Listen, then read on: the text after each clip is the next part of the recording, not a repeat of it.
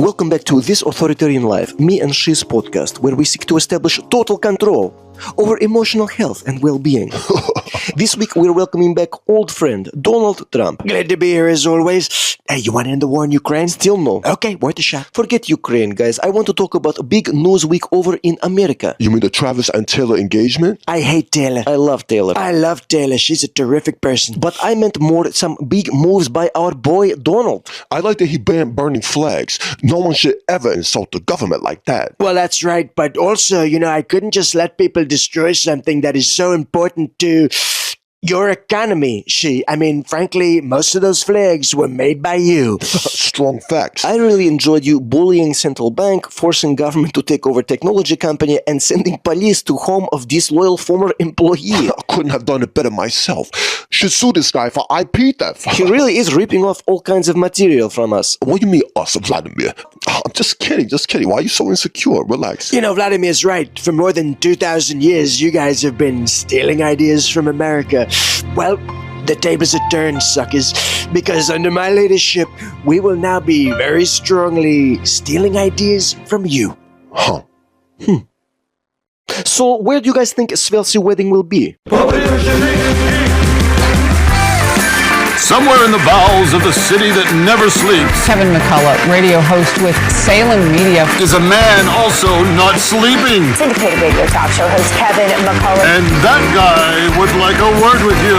Many of you know him as Nostradamus. Of course that Kevin show is going to be great. The only thing that could be greater, of course, would be that Donald show. We don't have that, so we have that Kevin show. Featuring the music of Dick Tunney and the Dream in Color Orchestra.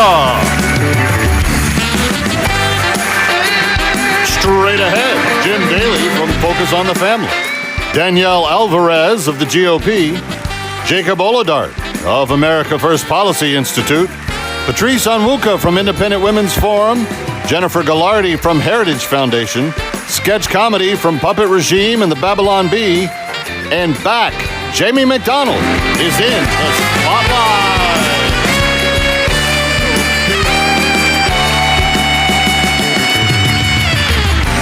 And now from Times Square, where the mayor's race is so hopeless that Trump may just add Fix NYC to his to-do list, here's the Kevin!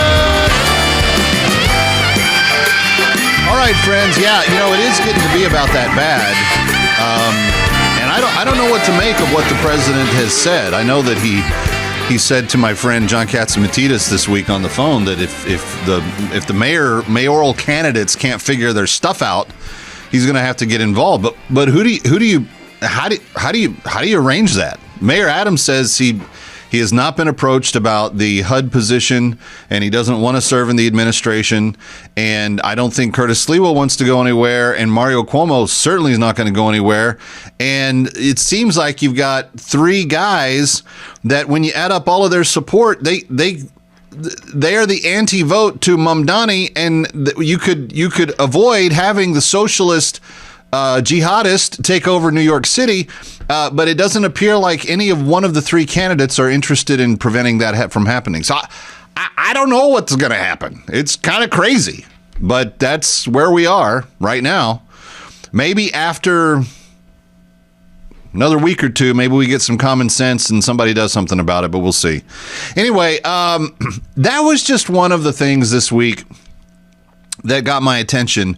But another one that got my attention very, very strongly, to sound like Trump, very strongly, was the RFK visit to the Senate committee.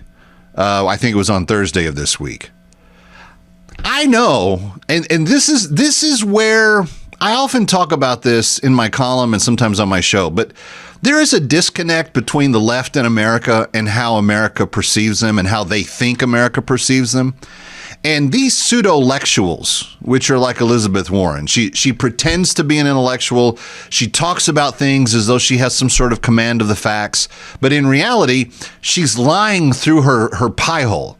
And she just tells lies and more lies. And she just lies like she breathes. It's just so much lying. But she pretends to be this kind of marmy school teacher like person with the sweaters, and she tried to take RFK to task. And I honestly think that what she and Senator Wyden and a lot of the other ones did on that committee on Thursday was disgraceful. And you know what they also tried to do? They tried to take advantage of the secretary because of his vocal condition. They tried to overtalk him. They tried to talk down to him. They tried to get him to, in some way, concede the points that they were making that were, let me add, false. They were false points that they were trying to get across on RFK. And you know what I love about what he did? He's a Democrat and he's serving in this administration, and Donald Trump's a Republican and he's serving in this administration. And the two of these guys have come from polar opposite ends of the political spectrum, and they are working together. And you know who they're working together to stop? The enemies that were sitting on the dais in that committee hearing. Because Elizabeth Warren is an enemy to the United States. She's an enemy to the people of the United States. If you believe that you should be able to have the power, as she wants the government to have, to mandate that people get shots, that the more we learn about them, the less good we are finding out that they did anyone. That if you believe that you, as the senator from the Northeast that has the power to tell the rest of the country this, that and you're not going to let someone whose administration won the election. Some of us would say that Trump won 3 elections in a row if all was on the level and was done as it was supposed to have been. But at the very least, he kicked their fannies in this last election. Popular vote, swing states, electoral college, clean sweep, no question as to where the will of the people are. But Ron Wyden and Elizabeth Warren and these naysayers in the United States Senate have not figured this out. The people are not with them. And they sit there and they lecture a man who has done nothing, and I don't agree with all of Secretary Kennedy's positions, but he's done nothing but try to fight for the health of our children the last 30 years he's been in the public eye. I believe that there are good uses for vaccines, and I believe that there are vaccines that are of no good at all. And I only believe that because I have done enough reading and enough interviewing of enough people to understand that it is not a simplistic subject to discuss. And when Elizabeth Warren sits there and snarls her nose hairs at Secretary Kennedy and then tries to speak over him because he has struggle with the speech, it's like as if they were mocking a blind person sitting there because they knew that they couldn't see him. It was so disgusting. These senators are vile, vile people. And the display that they put on to conjure up this fake self-righteousness about how he's running the CDC. They don't like it because their buddies aren't in charge at the CDC anymore. And he's cleaning house at the CDC, which the courts are beginning to say the Trump administration has the right to do. Why? Because they kicked their fannies in the election. They won the popular, the swing state, and the electoral. There's no question about it. The Trump administration has the mandate to do what they're doing. And all that Secretary Kennedy has done since being there, they were trying to say how he's not qualified because he doesn't have a medical degree. Well, Fauci had a medical degree and he committed fraud against the U.S. people. This is a pathetic, inexcusable temper tantrum that these senators had. And all because they couldn't control the choice of the people that was represented in Secretary Kennedy sitting there. And I'll just add this. I think that Secretary Kennedy played an outsized percentage of why Donald Trump won. The more moms I've spoken to across the country, the more I'm beginning to understand that the Make America Healthy Again agenda is so in line with what moms are looking for their kids. And those gas bag has-beens as we're sitting on that dais, they can go rot. They can't care. the will of the American people is being expressed, as it rightly should be. And their behavior was inexcusable and unacceptable. Not a lot that can be done about it now, but if they all got defeated and never put back in public office, it wouldn't be too soon. It was reprehensible. Reprehensible. Okay, we got a huge show. Jamie McDonald is here for the New Music Spotlight. Lots of great comedy coming up. And, of course, the issues you care about. It's That Kevin Show. Don't turn the dial. Coming right back.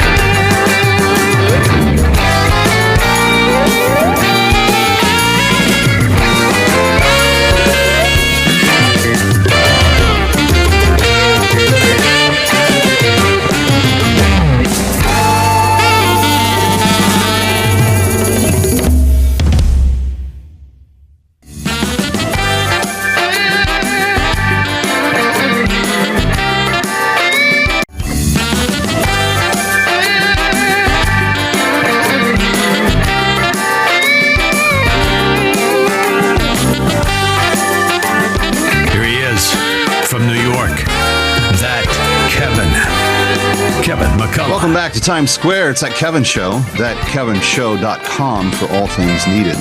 I am so honored to have my next guest who's back with us. He's come to visit with me on occasion in the past, but it's just been a really long time since we've been able to get together. And Jim Daly, president of Focus on the Family, and doing a phenomenal job there. Jim, it's great to see you. Thank you for being with us. Kevin, it's great to be with you. Good to connect again. Yeah, absolutely.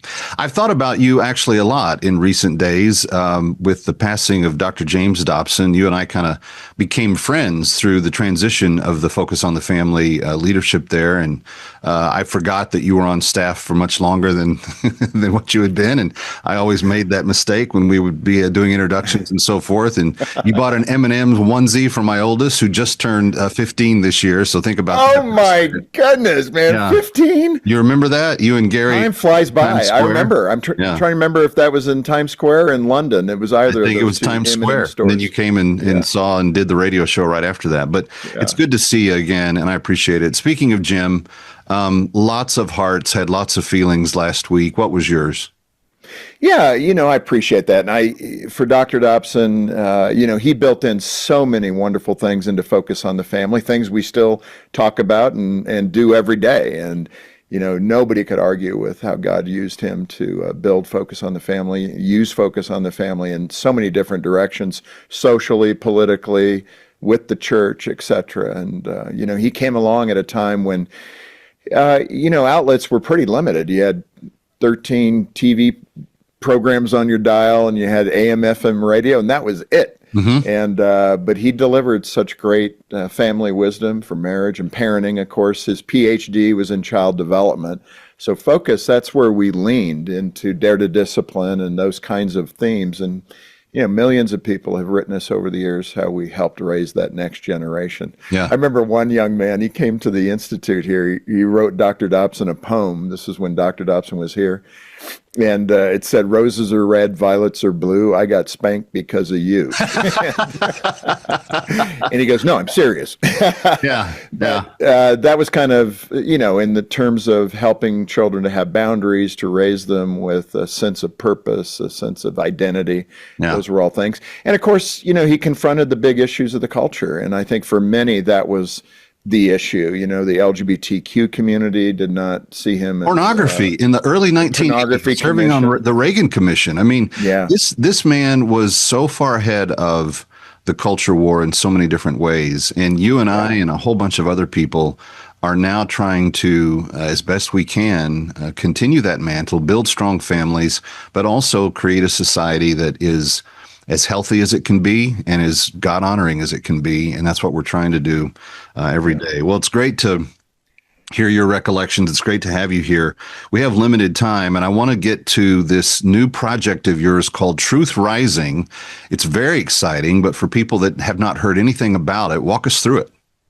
Yeah, we did Truth Project probably 20 years ago. I think we had 5 million people watch that documentary at that time. It was a 13-part documentary about what was going on in the culture. So that did well, and then we've just sat and used that over the years. And then probably 2 years ago, I was noticing an interesting shift in the culture.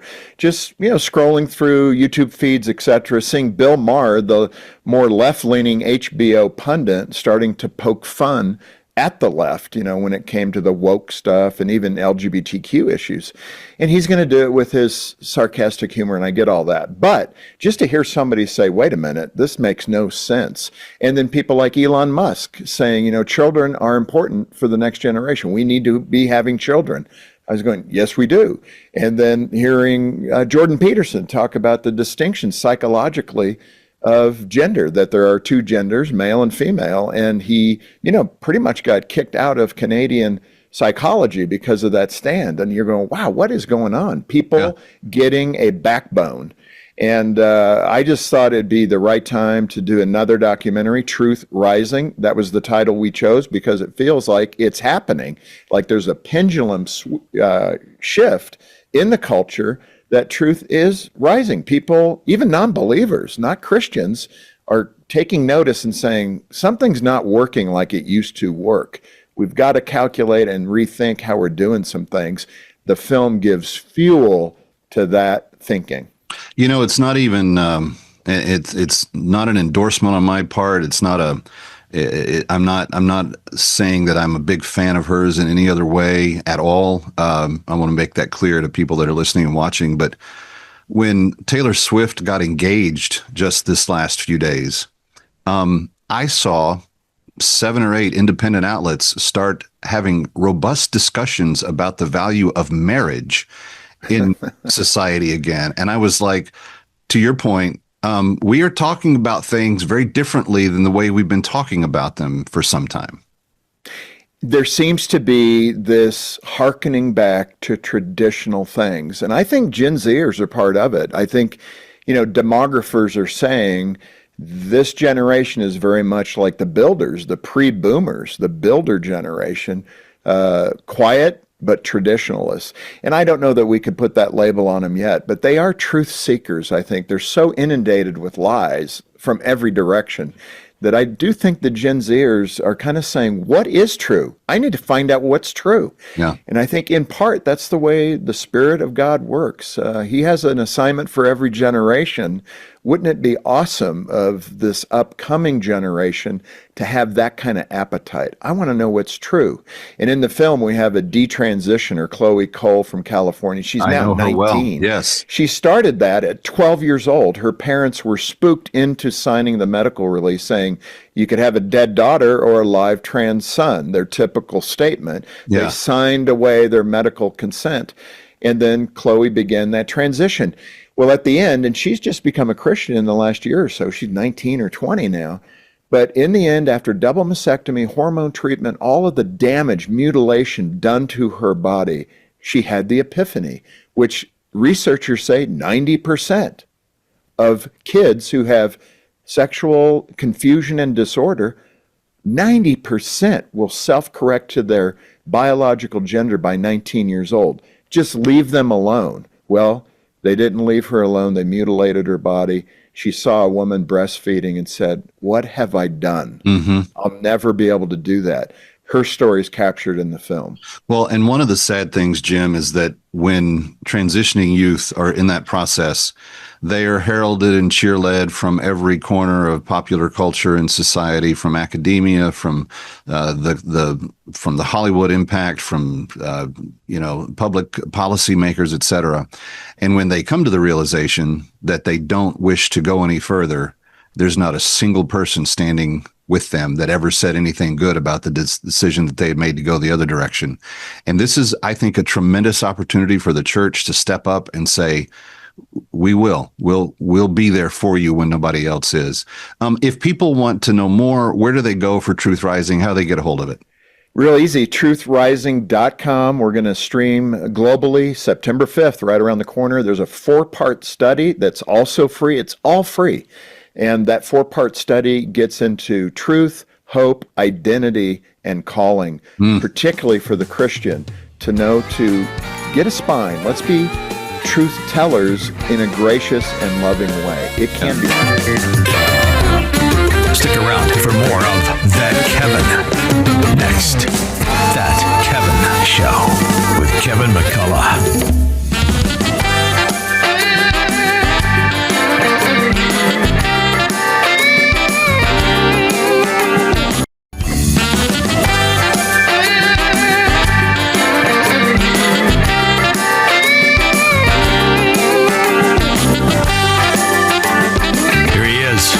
From New York, That Kevin McCullough.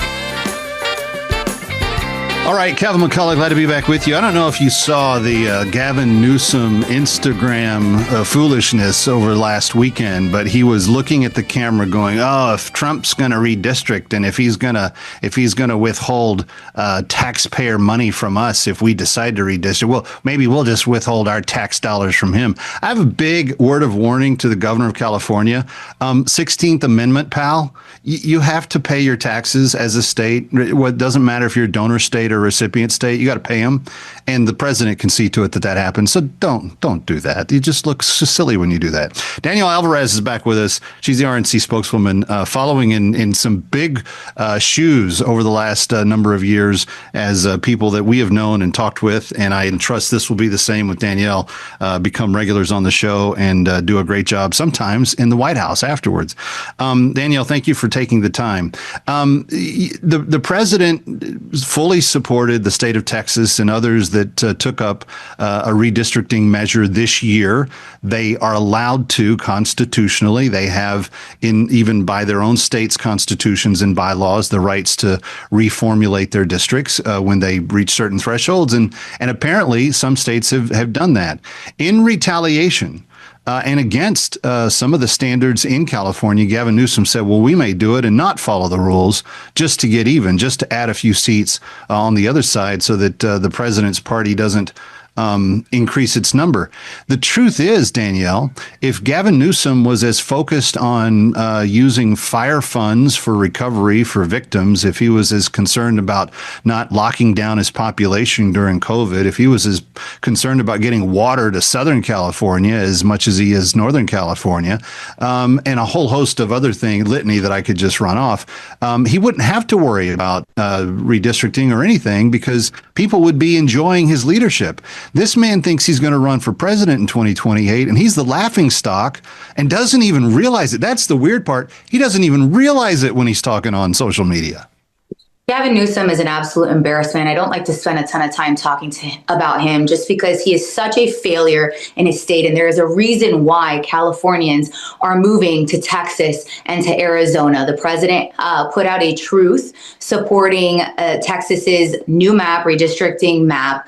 And the reality is we had such an influx of illegal immigrants across the border, tens of millions to be exact, under Joe Biden's open border policies, failed policies, that it's really important that we take a look at the way that populations have shifted. And it's really important that we do not include illegal immigrants when we are doing our census. I know that that was something that President Trump fought hard for in the previous census.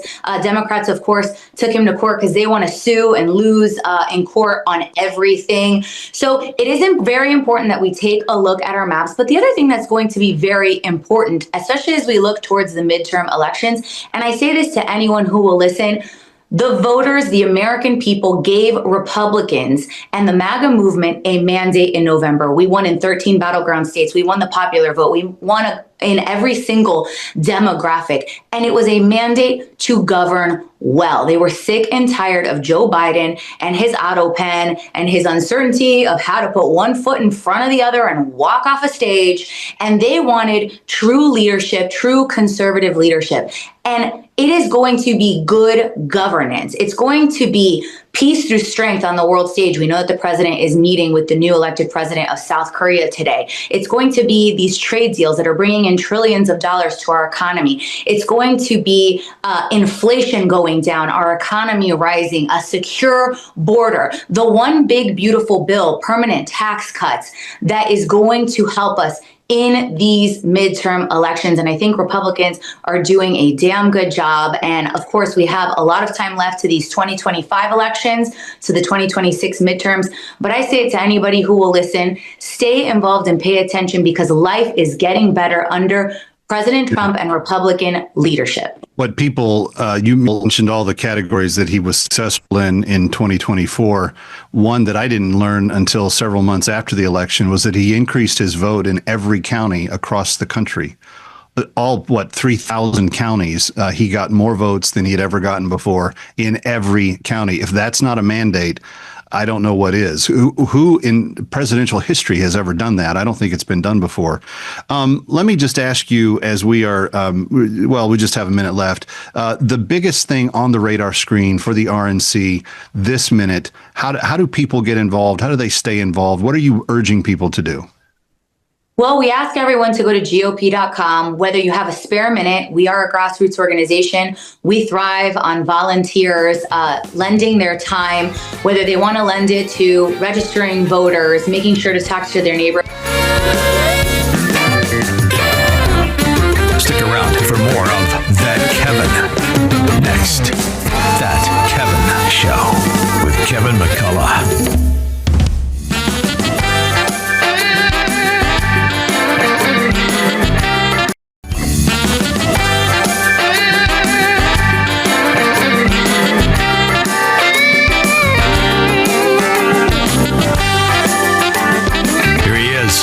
From New York, That Kevin McCullough.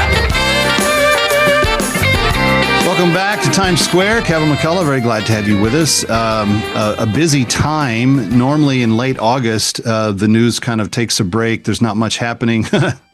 Not in a Trump presidency. It stays busy and it keeps going. And just to show you how busy, in the last 3 weeks, he cleaned up D.C., he got Putin on U.S. soil. He got Zelensky on U.S. soil. He got 7 leaders from Europe on U.S. soil. These are pictures of a president in motion, and you don't often see that at the end of August. Usually people are saying, how can I extend my vacation one more week, get a little bit more rest in before the fall hits? Not this guy. He is working 24/7, and I'm glad of it. Jacob Olidor is back with us from America First Policy Institute. And Jacob, even on that point, it does speak to the work ethic of this administration. There's no slack any day. They are pedal to the metal, and they've got things to do. And in other areas, we were talking about Ukraine and Russia. In other areas, they've had massive success. You mentioned Azerbaijan and Armenia. We've followed the kind of Armenian toil of losing Nagorno-Karabakh and some of the genocide that Azerbaijan has carried out against Armenia. How significant is the ending of that, the cessation of that hostility?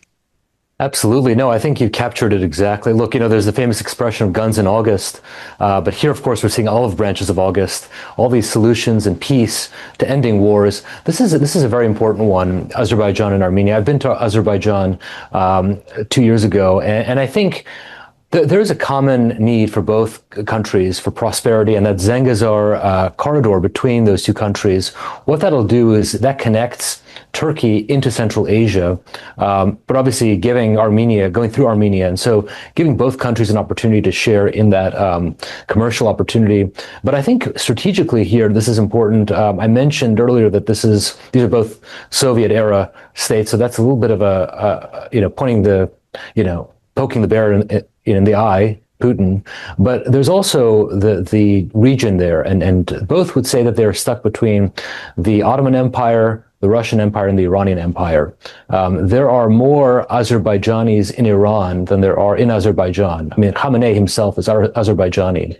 And so this is one of, it's a big vulnerability now to Iran, to Russia, and then by extension to China, which won't do anything without the other two legs of the stool there. So I think it's hugely important. It's great that we have both countries, at peace and looking to a brighter future, and that obviously is a win for us. It's been an issue for me of religious liberties, though, and the way the Armenians have been mistreated by the Azerbaijanis. I want there to be long-term sustained peace and a backing off of particularly the persecution of Christians. The world has largely not noticed it. We've been one of the few shows that have covered it, but this is something that I know that President Trump and I know that Vice President Vance and Secretary of State Rubio met with a coalition of people that came just a few weeks ago and heard from them, again, what the atrocities are and what needs to be done. But I'm hopeful that there will be still more, that they won't allow the Azerbaijanis to slip back into what they had been doing, because it's just not right. Absolutely. When you look at the global map right now, he's already kind of ended or cured 6 conflicts on the planet. The Ukrainian-Russian one is the one that's kind of hanging out there, but even before maybe the fall gets here, there could be some sort of resolution there. How do you measure this in terms of recent global history? Have we ever seen a period of this amount of calm on the planet? I think the answer no, and I think we will probably. It's not over hyperbolic to say we'll see complete calm or a complete diminishment of our adversaries over the next 3 years. I think with Russia, Ukraine, what's unique about this to me, not only is this the largest land war in Europe, which says something, but I think you have so many actors involved, so much globally at stake here, kind of like what Syria was before, which obviously the president turned around a couple of weeks ago. So I think it's natural. This is complicated. It'll take a little bit of time to work through, but I think it will have ramifications for other conflicts as well in the world. How do you think I think it certainly sends a big message to China and to Iran and North Korea that the days of radical wrongdoing are not here, and they should proceed cautiously. But what do you think the future is side by side, Ukraine versus Russia? It seems to me that Russia has really kind of become the pariah on the planet, and nobody really is going to. I don't see anybody lining up to want to do a lot of business to help Russia recover or anything else. Whereas I do think the West will rush into Ukraine with money and resources and say, let's get you rebuilt and let's get some partnerships underway. I know that the president's eager to get a rare earth minerals cooperation going that would benefit both of us. I think you're absolutely right. Look, and I think as far as Russia, I've been saying, we have the Russian people want prosperity. That's why I see so many of them having fled Russia over the last 3 years. Putin understands that what he needs to do politically here is bring Russia back into the fold of the West. That's much easier said than done. It won't happen, of course, as he has his other delusions of Doesn't grandeur. that violate his vision of reviving the Russian Empire or the Soviet Union? It does. And I think we're seeing it come into conflict with that reality today, that you can't try to, it's not even Soviet, it's the Tsarist empire. You can't live in that world and act in that way while trying to be aligned with the West, trying to be, to claim to have Western values, which clearly this is not. And so I don't know how he resolves that politically for himself. It's a very tough place for him to be. I think Zelensky has his own political narrative to figure out, but I think in some ways it's more straightforward. To sort of say we've defended our sovereignty.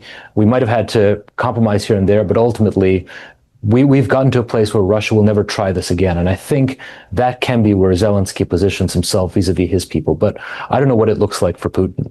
Do you think Zelensky walks away at the end of the day with Article 5 protections? I think the word like has been used, but look, I think the reality is they're up to their teeth in American military equipment. Most of Europe is with them. The United States obviously has been a big supporter. And so I think right now Putin is on notice that if he acts up, that there will be a swift. Last quick question. Does Trump keep his promise, no American boots on the ground? Absolutely. And this is a president who always keeps his promises. And so I don't foresee that. All right. Jacob Olidor, always appreciate your insights. Ready Thank or you, not, sir. we'll be right back. That Kevin.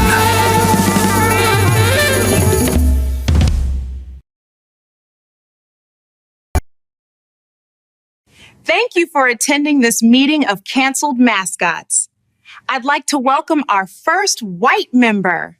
Howdy. So they're not just canceling minority mascots anymore? They're coming for all of us. Since you're new, tell us your story. Well, I was just minding my business, sitting next to a barrel looking folksy, and this white lady... Yep, always a white lady. A white lady said I'm racist. I mean, how? How? So as I was telling y'all, this white lady says I'm just not connecting with the younger folk these days. It's those millennials. They ruin everything. Millennials are in their 40s now. I think the problem is Gen Z. It's young people. They don't have respect for tradition. What we like to remind ourselves here is just because certain people turned against us does not mean we're bad mascots. We are beloved. I'll try to remember that. So what's in the barrel? Is it crackers? A barrel would be an odd container for crackers. So, are you the cracker? Excuse me? Then what is in there? Is it pickles? It's just a barrel. I wouldn't worry about it. Is it fish? Do you have fish in a barrel? Is it cheese? It's not rice, is it? Rice is my thing. Can we move on? I think that's a good idea. Now, for our next order of business... What is in that barrel? Hey, I want you to know two things. One, I'm just a folksy guy who wants to help sell Southern-style cooking. Two, if you keep asking about the barrel, it's going to be the biggest regret of your life. Did that barrel just move? What? Oh, that's just dandy. The public has demanded me back. So long, losers. It's time for me and my barrel to go back to imprisoning the souls of the innocent. That's nice. Maybe there's hope for all of us. 2, 3, Somewhere in the bowels of the city that never sleeps, Kevin McCullough, radio host with Salem Media, is a man also not sleeping. Syndicated radio talk show host Kevin McCullough. And that guy would like a word with you. Many of you know him as Nostradamus. Of course that Kevin show is going to be great. The only thing that could be greater, of course, would be that Donald show. We don't have that, so we have that Kevin show. Featuring the music of Dick Tunney and the Dream in Color Orchestra.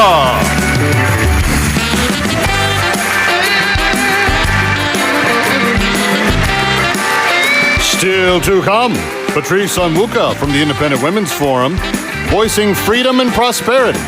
Jennifer Galardi from Heritage, insights on policy and culture. Sketch comedy from the Puppet Regime and Babylon Bee. And new music spotlight, she returns, Jamie McDonald!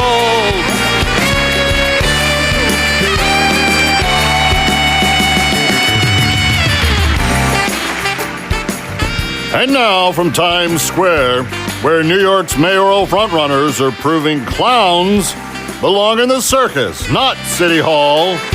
Here's Kevin!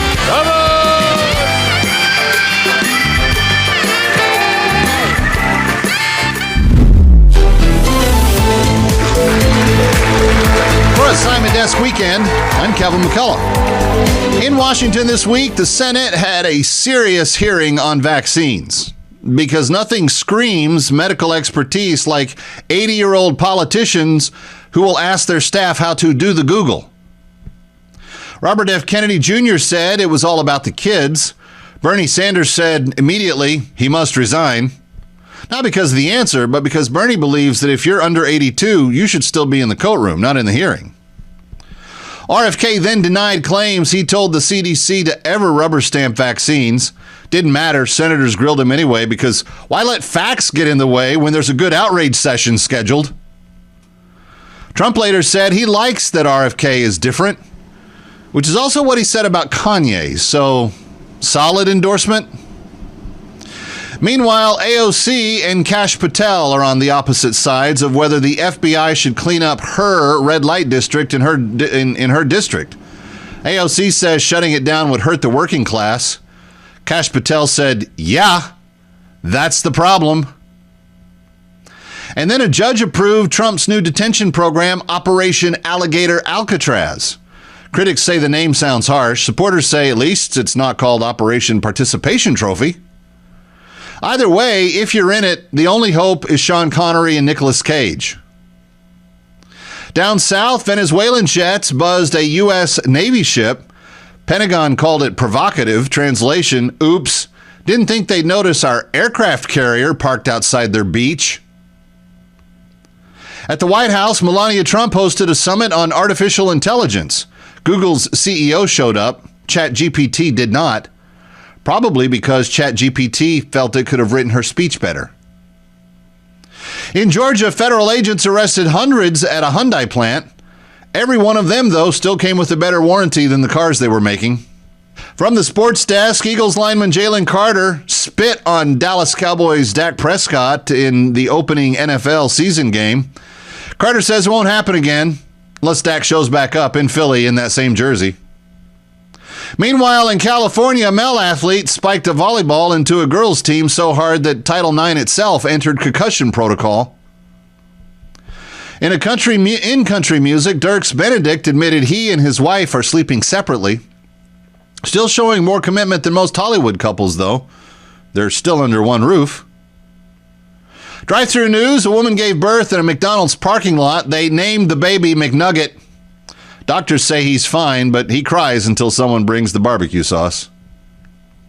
On the consumer front, Americans are fighting back against tipping screens. You've seen these.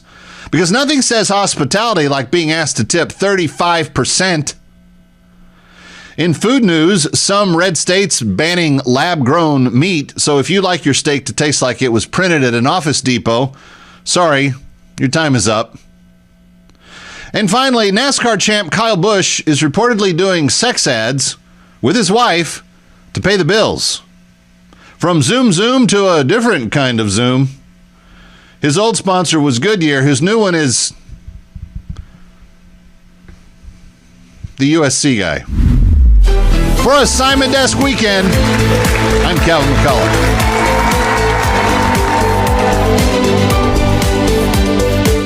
So apparently Trump just called out the Washington Commanders, demanding they change their name back to the Redskins. That seems fair. But did you know that Trump actually had a whole list of updated team names? And we're here with the exclusive.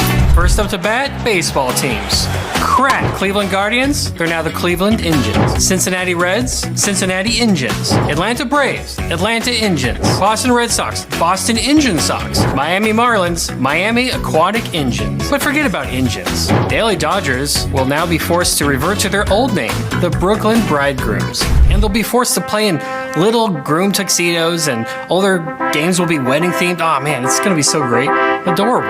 And they're marrying each other, if that wasn't clear, because they're homosexuals. Chicago White Sox will now be the Chicago Caucasian Sox, because white is an offensive slur, and it's not tolerated in Trumpland. The San Diego Padres will now be called the San Diego Fathers, because we speak English in this country. Now the Los Angeles Angels, they're going to be changed to the Angels, because we speak English in this country.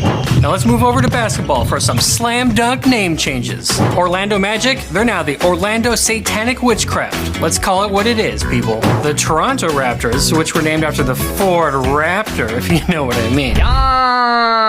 Well, they're going to be named to the much more butch Toronto Cybertrucks. Nothing gay about Cybertrucks. The Utah Jazz is getting a major upgrade to the Utah Heavy Metal in honor of Ozzy Osbourne, because jazz is, I'm not jazz. The LA Lakers will now be called the LA Lake of America-ers, because as you know, all bodies of water must be named after America. Now the Indiana Fever, they're going to be renamed Caitlin Clark and the Clarkettes. Oh wait, that's WNBA, that's not a real sport. Now let's pass the old pigskin. We're moving to football. Hike! Hiya! All right, now we're up to the team that kicked this all off, the Washington Commanders. Or should I say, the Washington bloodthirsty savages who live in teepees. And then also, that inspired the name change for the Kansas City Chiefs, the Kansas City Indians. New York Jets, well, they're now the New York Trumps. The New York Giants, they're also the New York Trumps. I mean, have you seen Barron? And Cleveland Browns, well, actually, Trump's fine with that one. I don't know why it's on the list. Cincinnati Bengals, well, they're Bengais, okay? They are not gals. Now let's slapstick over to hockey.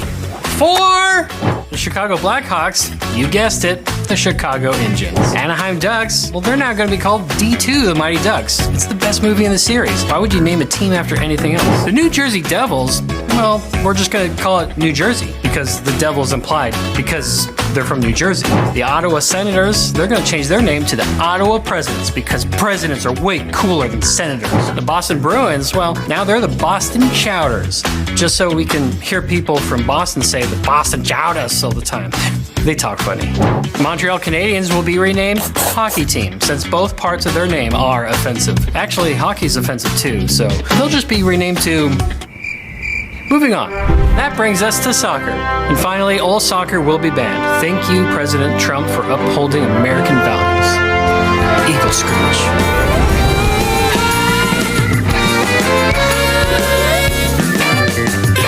Ready or not, we'll be right back. That Kevin.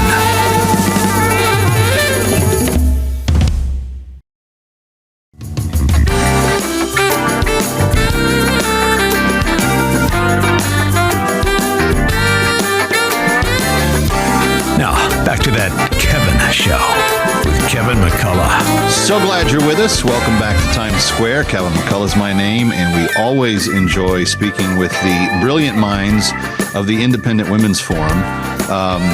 This is a collection of women that I want my daughter to grow up and be one. Like they are so accomplished. They are so such deep thinkers and such deep achievers on all their areas of expertise. And certainly my next guest fits that bill. Patrice Onwuka has been with us. I'd love to talk to her about economic factors, labor force issues, etc. But Patrice, before we get into any of that, about 3 weeks ago, the president on a Monday morning or on Sunday tweeted out or truthed out that he was going to fix DC. And within 24 hours, he made the announcement. He gave 820 National Guardsmen to the city. They're not doing anything except kind of standing on street corners and making sure that the neighborhoods are safe. But that's freed up the DC MPD to go in and arrest more than 1,000 individuals, get them off the street, to take guns off the street.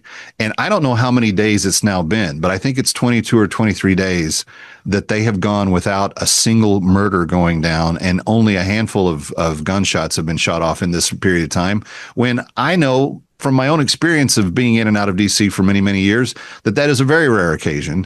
As someone who lives in the region and travels through it a lot, what was your take as the announcement was being made, but also as you have seen it kind of fruitfully bloom over these last few weeks? What has happened to your city? DC has transformed in a lot of areas that need transformation.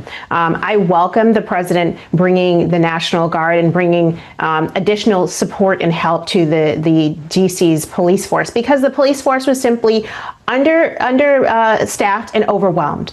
And so you have a situation where particular wards, like parts of the city, where it is like driving through a third world city. The amount of crime, the amount of devastation, of just cyclical poverty that plays out in street fights, in people, hanging around on corners, carjackings.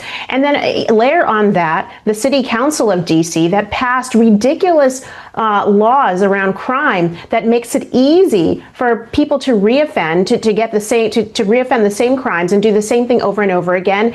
And you're not treating juvenile criminals with the kind of accountability that they need. And so when President Trump came in, and now with Jeanine Pirro, heading up the prosecutions, this is what's going on in the city is great. The areas that have always been kind of the safe zones continue to be safe zones. But I think really it's in the areas where you need that police presence, the local police presence, and maybe, hey, a little bit of a strong force of the military, just the visibility to cut the crime down, to cut the crime out, and then to start to deal with in the long, lock people up, prosecute them, keep them behind bars, and deal with the criminal juveniles who need to be treated not just as juveniles and slapped it on the wrist, but actually treated as adults. Here's what I've never understood, and it is such hypocrisy.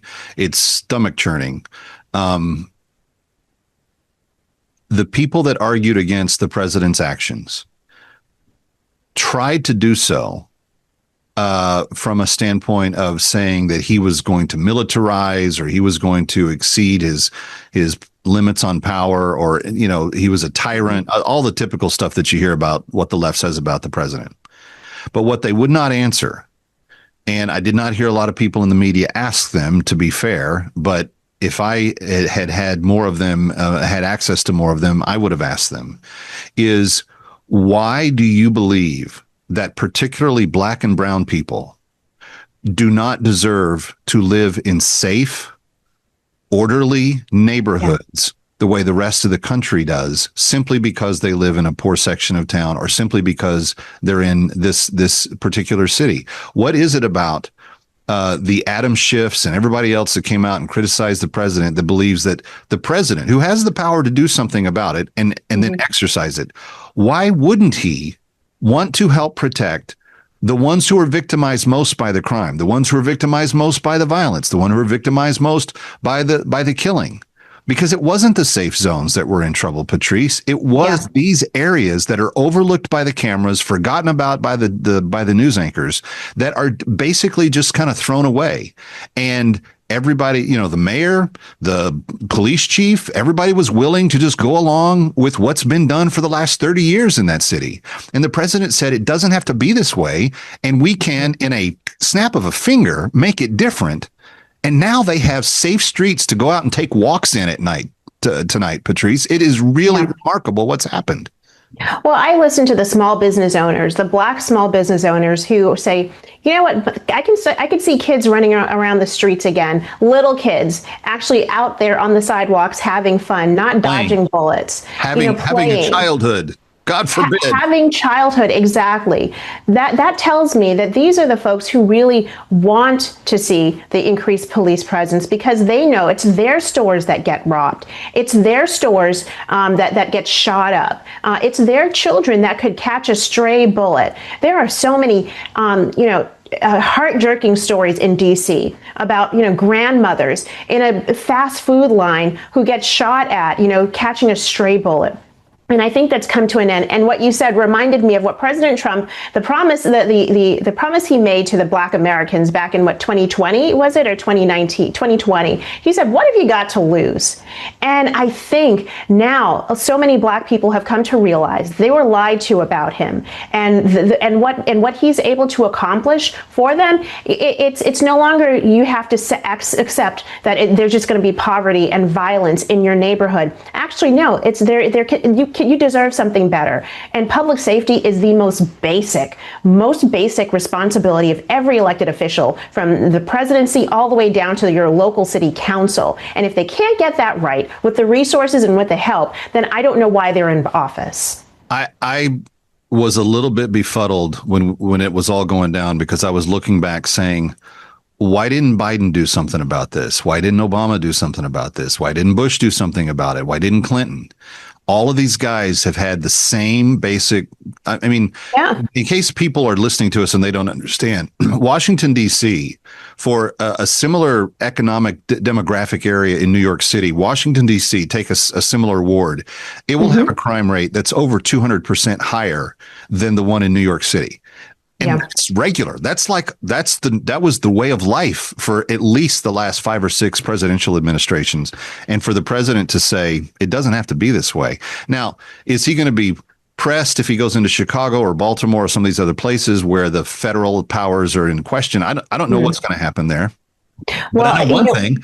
I know that neighborhoods that are plagued by violence, like in Chicago, where they had 6 people killed and 35 people shot last weekend, and you have Washington, D.C., where nobody was killed and nobody was shot. I know that people in Chicago are going, well, why can't we have that here? Well, I was literally just on a call with some White House officials talking about the idea that, I think that Chicago, some of these other major cities are going to be targets for the president. I would hope that the residents would welcome him, but we already know where the governor of Illinois and the mayor of Chicago is with when it comes to the president. They're not willing to answer the question, though, of do you want to see crime reduced? No, they're never going to answer that question. No, they're perfectly fine letting the south and west side of Chicago which is predominantly black and brown. Be what it always is.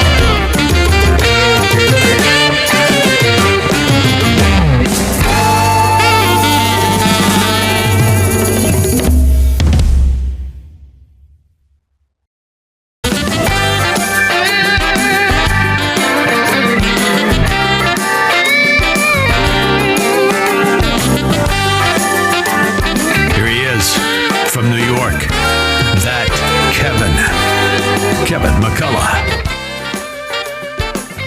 Welcome back. It's That Kevin Show. Jennifer Galardi is with us. Formerly really heavy into the health and fitness and wellness stuff when she was in California, but also public policy minded on kind of bookends of that part of her career. And Jennifer's now with the Heritage Foundation advocating for what it takes to make America healthy. And that's what she's fighting for. I had not heard about this, Jennifer, until we booked you to be on the show, but Thomas Massie is proposing legislation to repeal something called the Prep Act. And it sounds like it needs to be repealed to me. What is it? What does it do? And why does Massie want to repeal it? Well, in Massie's words, he calls the Prep Act medical malpractice martial law. So the Prep Act is instilled in cases of emergency like COVID, and it basically shields pharmaceutical companies, the government, any product or say vaccine mandated by the government from any liability from anybody that's injured from vaccines, like we've seen with the COVID vaccine, and says, well, it was an emergency. We needed to rush these things. We needed to get them out there without actually weighing the costs and the benefits. And I think what we're seeing is that with the COVID vaccine in particular, the costs actually far outweighed the benefits. So he's trying to get rid of this ahead of another, because they'll try to do this again. And usually public health is often used as the methodology by which these elite power institutions grab more power. Well, it's a national emergency. You can't go outside. We don't need to go into everything that happened. Vaccine passports, you can't go here. It starts to look like China.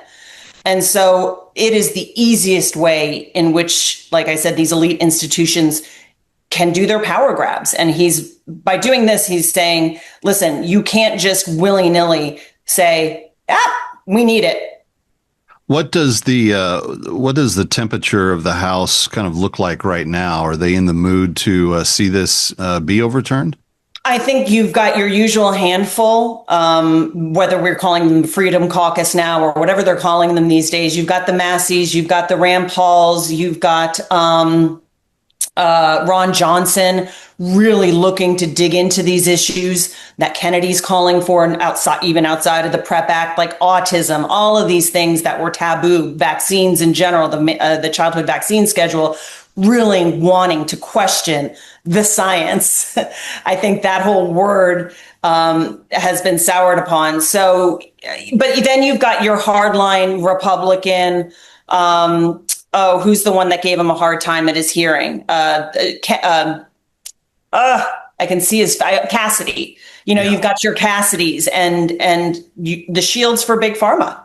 So, well, it is interesting that this is a problem of their own making. When government says, and I don't even necessarily question the efficacy of an individual vaccine for an individual patient. And the things we got wrong in COVID are numerous, but one of the biggest ones was the mandates, and secondarily, that we didn't let the patients talk to their primary care physicians about whether or not it was good for them, because there's certainly people that shouldn't have taken the vaccine. If you were more likely to have heart problems, you shouldn't have been somebody that was on it. There's a number of other, characteristics that we could have flagged in advance, but stopping communication between the patient and their primary care and saying you have to go to the emergency room, you have to go to the pharmacy to get this, and you have to get it or your life is over, you can't go anywhere, you can't do anything. that did not resemble America in terms of what we traditionally think about. And that brings me to my last question. There's a lot of use of this word talking about health freedom, economic freedom, the ability for the consumer to decide more on its own and more about its own health and fitness. Is this a trend of the future from where you sit? And what are some of the best gains that we've seen so far? I certainly hope so. I mean, without informed consent, you don't have freedom. You know, that is one of the key cornerstones of a free market, is to allow the consumer to make the decision, but you have to educate them. Right. And so you had mentioned, you know, that the doctor-patient relationship could be bypassed by COVID. You know, you go to the it was mandated to be bypassed in New York. Well, yes, allow the primary care physicians to give the vaccines. Yeah, but I'll also put some of the burden of responsibility on the doctor, who doesn't open up the very simple insert within a vaccine and read to the patient, here are all the possible things. And here in particular is where this might pose a problem for you, the patient, right, with your particular conditions. Stick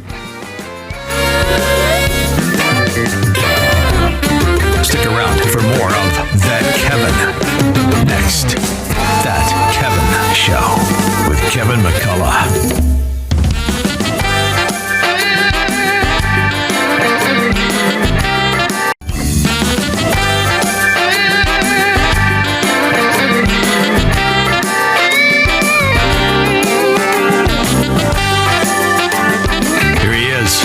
From New York, That Kevin McCullough. All right, welcome back, friends. I mentioned this at the top of the show. I want to say, first of all, thank you. Many of you have stepped up and said, hey, Kev, we know what's going on by way of your human slavery project, and we want to help reduce slavery on the planet. So 60 women that at the start of the year did not have their freedom now have it because of the generosity of those of you that have helped liberate those 60 women. The thing is, the list that we have with the names of the women that are in process of being liberated is 148.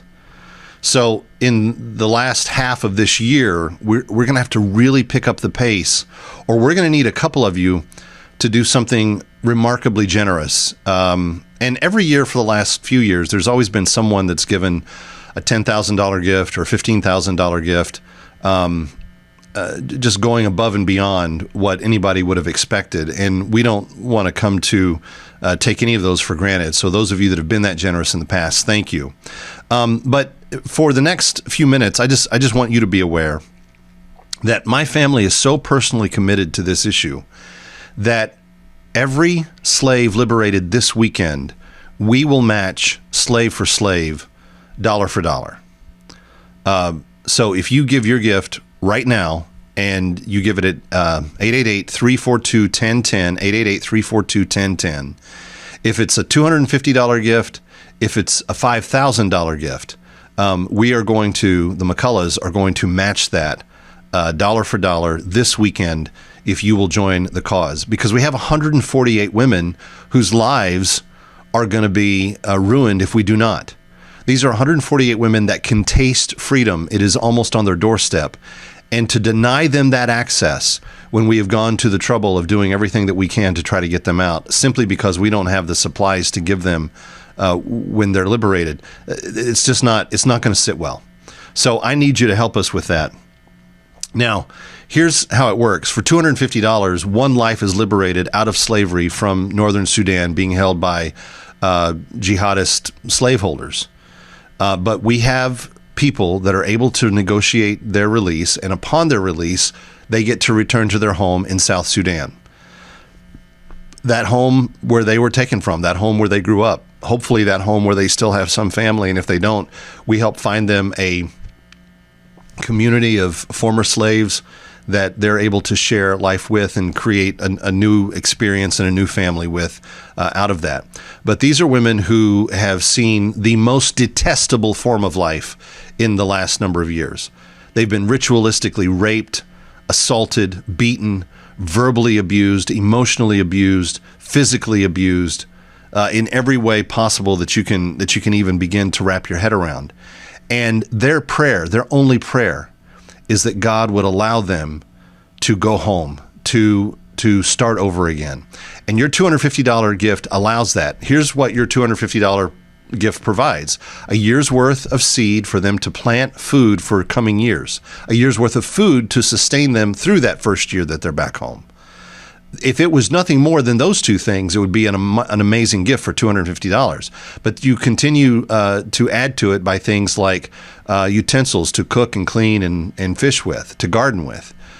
You add to it things like feminine things that they may need that they've never had access to. They need things that they can cook with and help provide for. They need tarps and blankets and things to help protect them from weather. That's all included.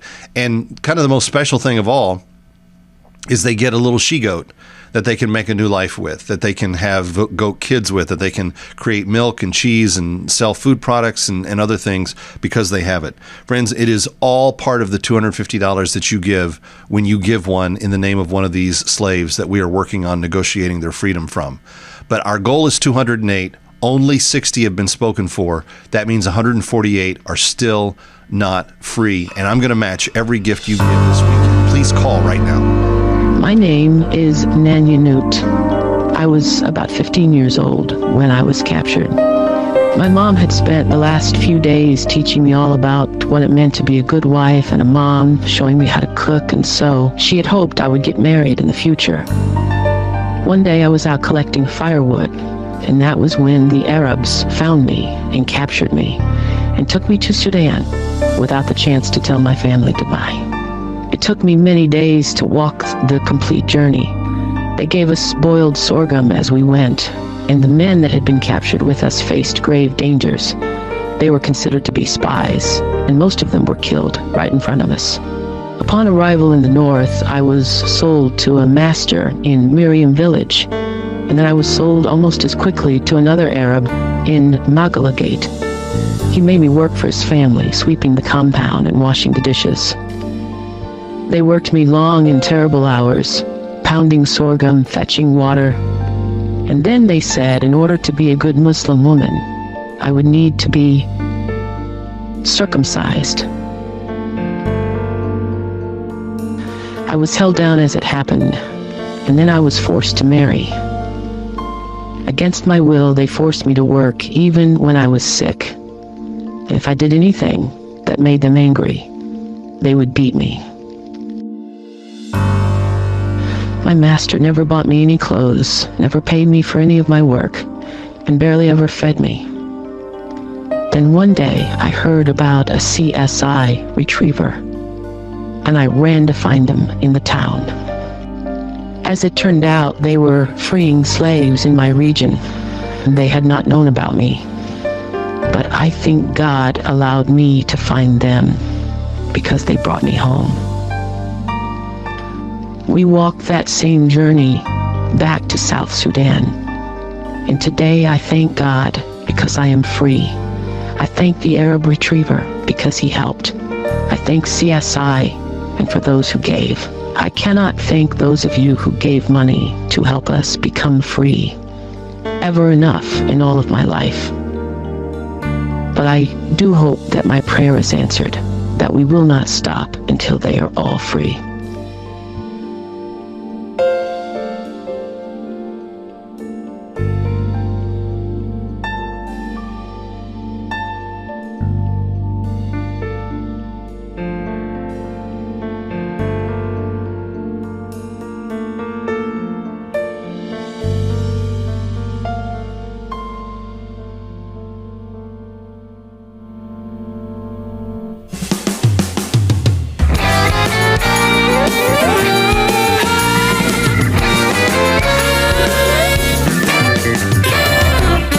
Stick around for more of That Kevin. Next, That Kevin Show with Kevin McCullough.